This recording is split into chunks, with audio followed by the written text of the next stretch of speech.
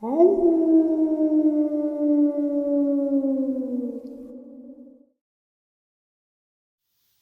greetings and salutations, everyone. I hope everyone is doing well today. And it is Saturday. Saturday Nightmares live from New York, 12 a.m. Eastern Standard Time. I hope to see you all there because we have a lot of fun. I can tell you what, it is the pinnacle of my week. We discuss encounters, theories, movies, music, whatever comes about, we talk about. But that's not why we're here right now. We're here for some very terrifying experiences, which I have for you right now.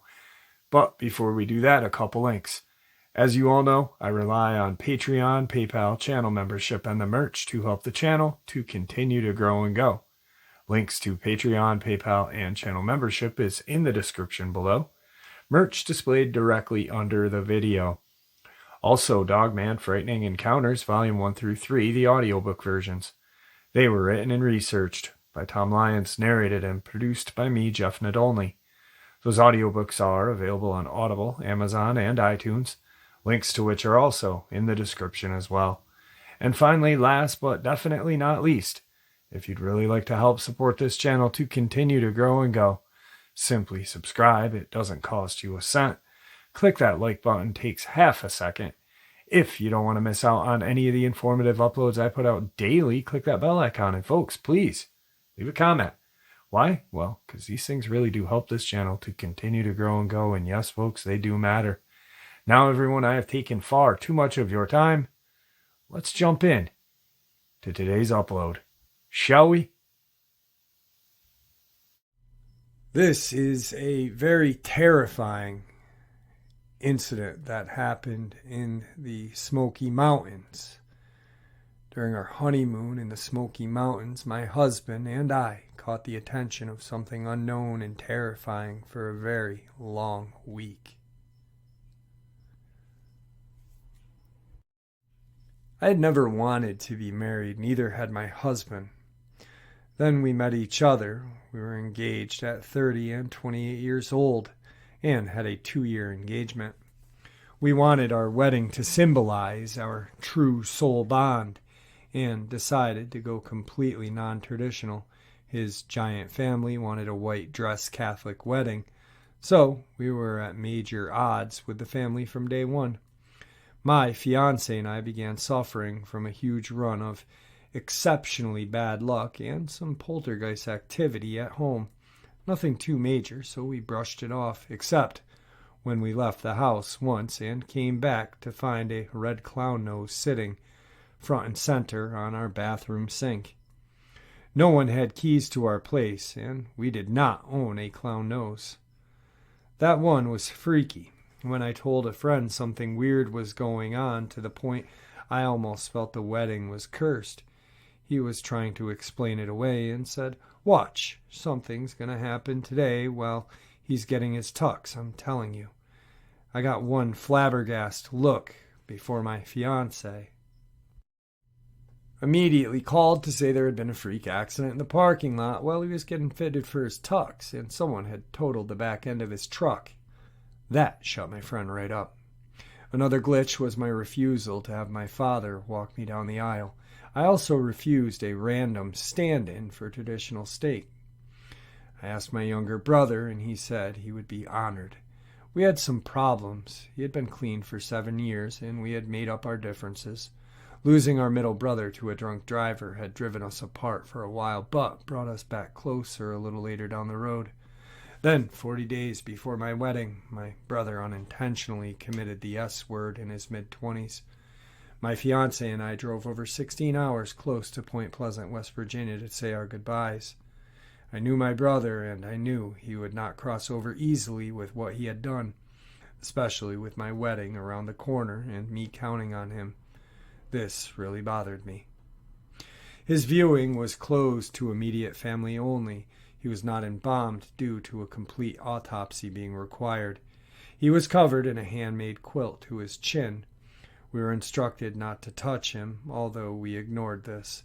After saying our goodbyes, I had walked to the end of his gurney and laid my hands on his feet. I told him I understood it was an accident, and I forgave him. I told him that if he still needed to make amends to me, then he could do so by calling forth my loved ones and those of my fiancée to come witness the wedding from the other side. I made him bring our other brother, my fiancée's sister, grandparents, aunts, friends. I began calling by name all the beloved souls who had already passed.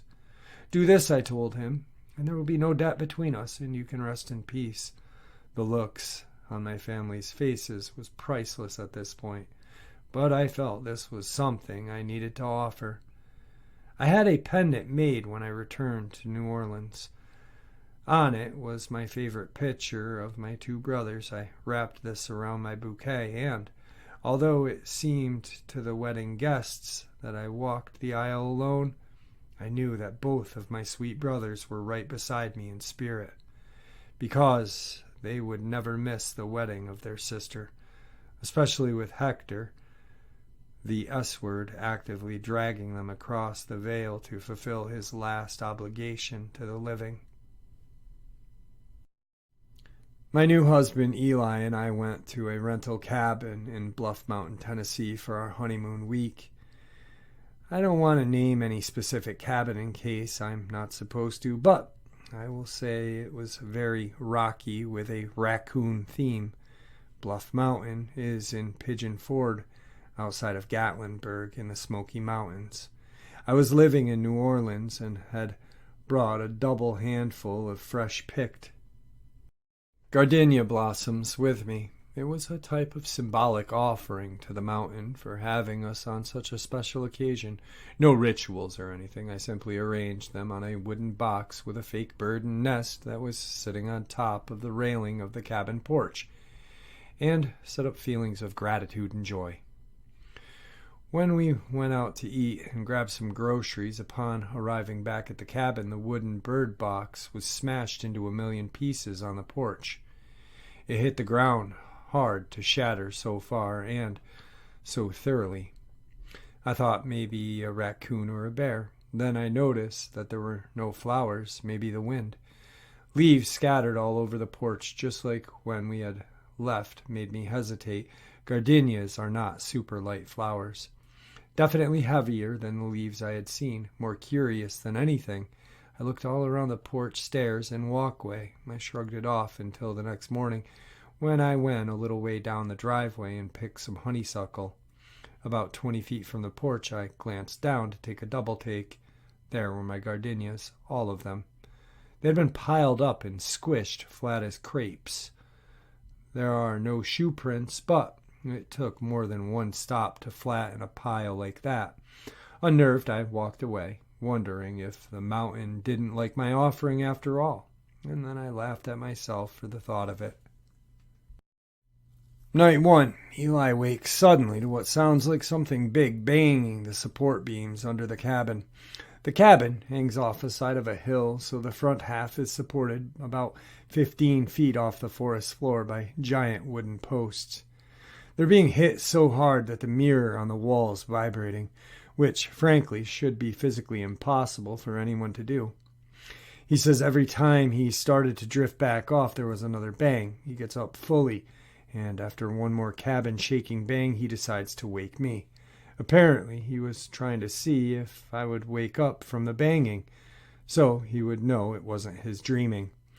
But now he's 100% up. As he reached for me, he said the loudest bang slap came from the area between the sitting area, kitchen, right at the bottom of the bed.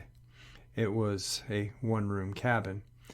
He said it sounded like a giant book getting dropped from high up, but he was looking right there, and there was nothing. This bang was definitely inside the cabin. He began frantically trying to wake me, but he said I was so deeply asleep he actually thought something was wrong with me. He said he could barely tell if I was breathing. Then this strange metallic jangling sound from behind the TV directly across the cabin from our bed. He said it went on forever, but he was too scared to go look for whatever it was. Over the next to the windows, past the spot where the noise originated from inside, it was an insistent buzzing. that finally woke me up. I remember it was so hard to come back to consciousness. I felt like I was literally swimming through blackness to get back to myself. I kept asking, WTF is that noise? I thought it was an alarm someone had left set. Cute. When I finally woke up enough to move and sat up to go find and smash the offering noisemaker, the trilling stopped. Groaning, I fell backwards onto the pillow. Eli started telling me about the banging. I could tell how upset my husband was. I believed what he was telling me, but I was so numb and out of it, I was struggling to come back with any emotional response at all. There was only this debilitating fatigue, and I fell asleep on my husband when he needed me. When a man whom I'd never seen afraid in 7 years was completely terrified, I just zonked out until morning. Normally, I'm an extremely light sleeper, especially in new places. This trip, however, almost every night was like this. No sooner did I put my head on the pillow than I was swallowed by blackness. It was an extremely deep sleep, but it was not restful. Waking up was worse. It was like falling into a coma every night and slowly reviving every morning. It ironically left me exhausted.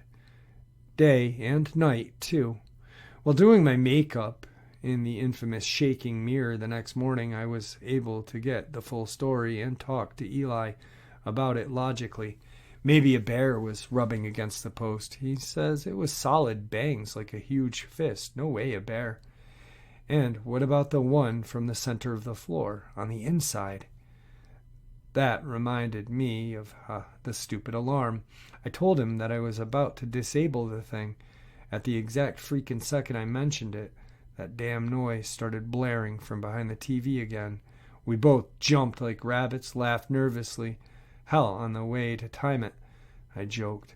Funny, looking behind the TV, I was surprised to see it wasn't an alarm clock, but a landline phone. An old one with a bell buzzer, which explained the horrid noise. Of course I had to answer it. There was a minute of silence, then a burst of static. It really sounded like someone was talking, but static was obscuring their words. I told them to move to a better reception.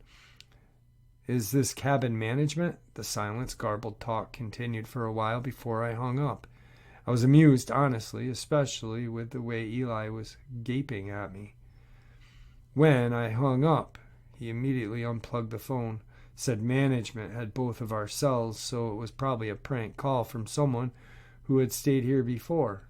But we were not playing along and ended up in the deliverance scenario. Smart man. Phone stayed unplugged for the duration. That night we were in the hot tub on the deck. It was around the back, had a gazebo-type cover around 3 sides, and no lights too close so bugs wouldn't be swarming you. As we were relaxing, I'm sitting on the open end facing the enclosed wooden strips, and Eli's facing me and the forest. I kept admiring the blue light behind the enclosed end. It was large, about the size of a cantaloupe, and seemed bright, but the glow over us in the hot tub was very muted.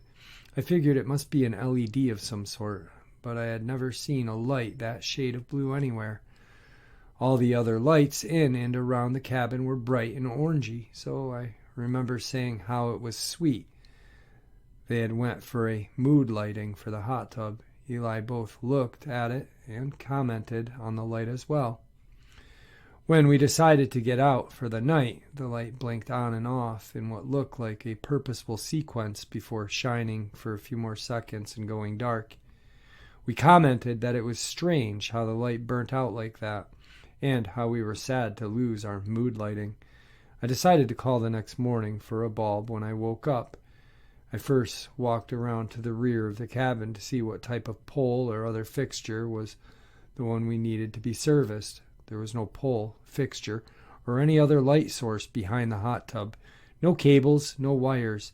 The main office later confirmed the instability of the soil back there, preventing anything that wasn't heavy duty from being installed, so no lighting was ever put back there. Whatever that light was, we both saw it, and it was apparently just eavesdropping. because we were out there for 2 hours and so was it. And if it wasn't turning off or burnt out, that means it was straight up disappearing. Starting this second night after coming in, my skin started to crawl and every hair on my body stood on end every time I passed the open bathroom. The bathroom was next to the bed area. Lying in the bed, you could see the bathroom sink and the small window above it. The window had no curtains as it faced into the woods behind the hot tub. At this point, I still thought the blue light was man-made, yet I swear there was something looking in the window. I'd been leaving the bathroom door open because I liked looking out at the forest from the bed, but now I tried to keep it shut without Eli noticing I was being weird. Eli told me the next morning that every time he would start to drift off, a resounding bang on the post under the cabin would jolt him up. He said he was freaked out because no matter how long or short the time he waited to lie his head down, it was like whatever it was knew exactly what he was doing, even though he never got out of bed. Once again, he was wide awake and terrified, nothing he could do to rouse me even the slightest. Night 3, after scrubbing ourselves as best as we could in a highly stinky sulfuric water of the cabin, we were getting ready for bed. Walking from the bathroom to the bed, I realized I forgot to shut the bathroom door. Since Eli was already lying in bed looking at me, I just kept toward my side of the bed, telling myself to stop being ridiculous, even though I could swear at that moment something was looking in the window. I'd already looked out several times and couldn't see anything out of place, but I could still feel it. Eli quietly asked me if I could shut the door. Why? 'Cause the window gives me the creaks. Talk about validation. That night I had some disturbing dreams, but I can't remember them. Eli, however, suffered a severe bout of SP that night. Although he swore it wasn't SP because he says he sat up, kicked and yelled at her. Now, however, he says it was probably sleep paralysis. Either way, he woke up to an eerie laughter and saw what he described as a grudge-type woman standing at the end of the bed laughing at him. I wouldn't wake, he said. She wore a white dress, had pale skin, black eyes, and a horrible mouth, long black hair partially obscuring her face, and was surrounded by a swirling black mist. She reached for him, and he sat up, yanking his legs to his chest. This is when he started yelling at her to GTFO and kicking at her. Laughing, she faded out. He said he was awoken by her grabbing his ankles and giggling throughout the night, and would also wake just long enough to catch a glimpse of her. I was still no help. Night 4, repeat sleep paralysis experience for Eli, but he said even more intense. Same lady in white.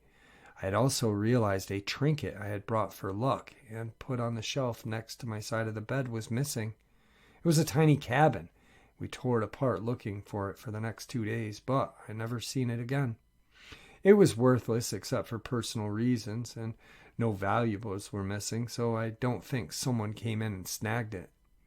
Night 5, whenever I sat out of the water on the side of the hot tub, I started to get that same feeling of being watched I'd felt from the bathroom window. I would literally break out in goosebumps. It was Friday, and we could hear a group of educated guess here college kids partying hard in the distance, but close enough to hear their screams, whoops, and cheers, not wanting to give an intrepid woods savvy creeper a show. We went in. Not much else happened on night 5, but troubled sleep. At one point, Eli woke to frenzied banging on the support posts, but it didn't last long or repeat. Night 6. This was an extra night we received due to the piercingly sulfuric water in the cabin. The filters needed to be replaced, so they comped us a night. The water wasn't dangerous, just really, really stinky. Eau de la turd, little rotten egg. Bad. And although our nights were weird, we were on our honeymoon and had just been through a tragedy. We spent our days having massive amounts of fun and doing so many awesome things, plus eating great food and drinking good wine with dinner. Gatlinburg is an amazing place to visit. So our last night in the hot tub, it's wonderful until I start feeling that intense regard from the tree line for the second night in a row. This time it's worse. I can actually feel the ill intent in this gaze. Whenever I come up to cool off, I literally find myself unconsciously wrapping my arms around myself and slipping slowly back down into the water.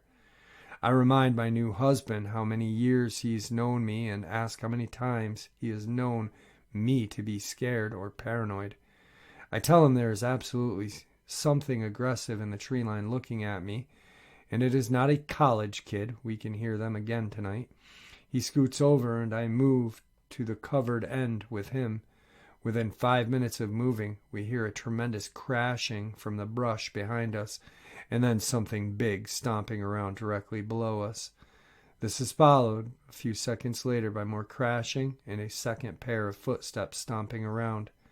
They sounded like human steps, but no one could make such a loud noise on packed earth below the raised deck and cabin.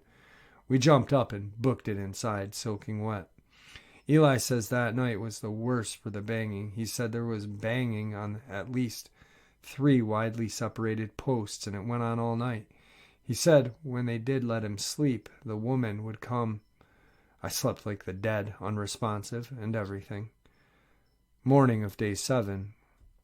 Something was demanding my attention, pulling me back towards consciousness. At first I thought it was a mounted police or one of the mule-pulled carriages that sometimes passed my place. Nope. This was definitely a whole plethora of horses. Was there a parade I didn't know about? Slowly I remembered I wasn't in New Orleans, and although what I was hearing sounded like hooves, there was no paved roads anywhere near me at the moment, just a small gravel driveway out front. Quickly snapping awake, I realized the sound was coming from the roof. I checked my phone, and it was a few minutes after 8 in the morning. I groaned.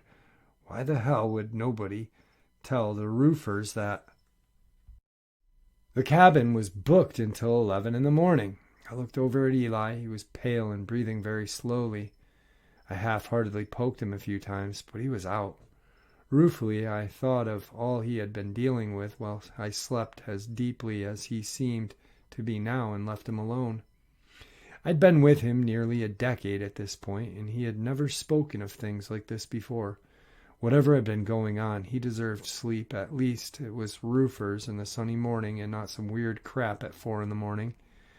At this point, it crossed my mind to wonder what roofers worked on Sundays. I listened closer. It definitely sounded slightly metallic, but I decided my initial impression held. It sounded like a horse was kicking the crap out of the cabin roof.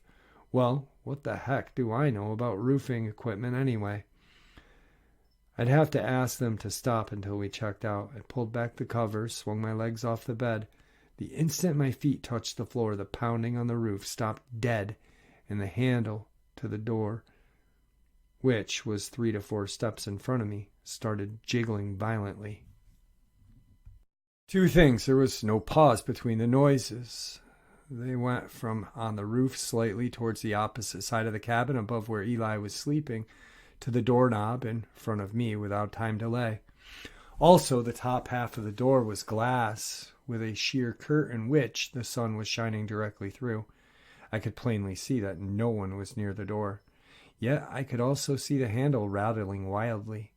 I yanked my feet up and dove under the blankets up to my chin like a kid. I'm ashamed to say, as soon as my feet left the floor, the doorknob stopped rattling, and the incessant pounding on the roof resumed in the same spot, again with no pause between them during the switch. I'm now staring at Eli, wondering if I should wake him. I'm scared I won't be able to, but I'm also just as scared he'll wake up and won't hear it at all. His eyelids flutter open. Taking the decision out of my hands, I ask him if he hears that, and thank the gods he says yes. I'm hesitant to talk about the door when he just opens his eyes, so we talk about what the sound was. He also immediately goes to roofers.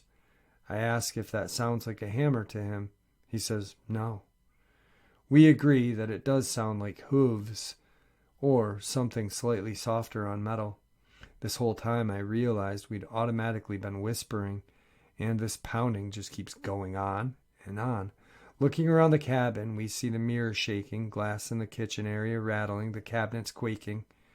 Whatever is on the roof shook the walls of the cabin repeatedly. The pounding lasted about 35 minutes because I checked my phone right when I woke up to right when it stopped, from around 8:02 in the morning to 8:36 in the morning. Although I'm not sure how long it had been going on before I woke up, it was loud and strong and absolutely terrifying. We lie there whispering for a long time. No way was this a person or people. We started thinking it, whatever it was trying to bust through the roof, although the glass door would surely have been easier to get through. When Eli said he's going to look, I told him about the doorknob shaking when I tried to get up. After a brief hesitation, he threw back his covers and sat up. The pounding stopped. He and I both froze. A terrible grating noise slid on the roof, that broke the silence. We both looked at each other with big eyes and pale faces. Was that claws? I hissed in the quietest voice I could manage. He leapt back into the bed. The banging resumed. The quietest discussion ever followed about if we had really just heard claws up there. We thought it was exactly the sound of huge claws would make, but really, it could still be anything. Eli grabbed his legally owned firearm from beside the bedside drawer and quickly stood up. The pounding stopped for a second to allow for another grinding rasp to sound across the roof. That was definitely claws, I said. The pounding immediately resumed, twice as fast and even harder, if that was possible. I could now feel the thumps reverberating through the bed. Eli told me to stay inside and listen. Whatever it was, it sounded huge, and he needed me to let him know what direction I heard it move in if it ran out of his view up there. He burst out the door and aimed his gun at the roof. The pounding stopped. There was absolutely silence. There was no sound of running anywhere on the roof, and the roof didn't have a damn thing on it. In addition, being perched on the side of this hill as the cabin was, with no trees close, there was nowhere anything could have gone. We packed at Mach speed, but did have one last smoke in the driveway to help with the shaking and nerves. It was open, so it seemed relatively safe. While we were smoking, we could hear the people who had been partying the last few nights. They were all out yelling for a missing friend. We heard him yelling about the last time they saw him, which was apparently the night before.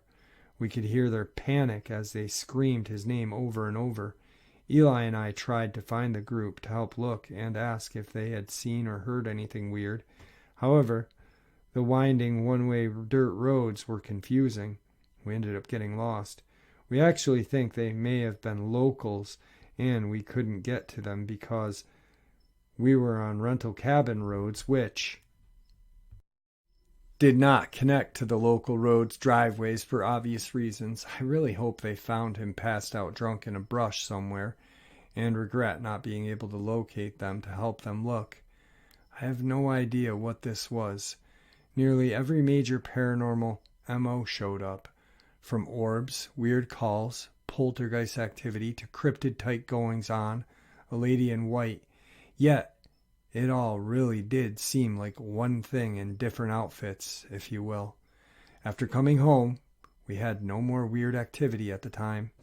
I did request for the departed to stand witness from the deceased brother who owed me a favor, but I specifically requested only the blessed dead, and only for the wedding ceremony. This didn't seem like protective ancestors to me, though, so I don't think it was necessarily related. I actually leaned towards some type of nature or elemental type guardian spirit personally, but that is just conjecture. Although he said differently at the time, Eli now thinks it was possibly a Dogman, Bigfoot, although I don't know.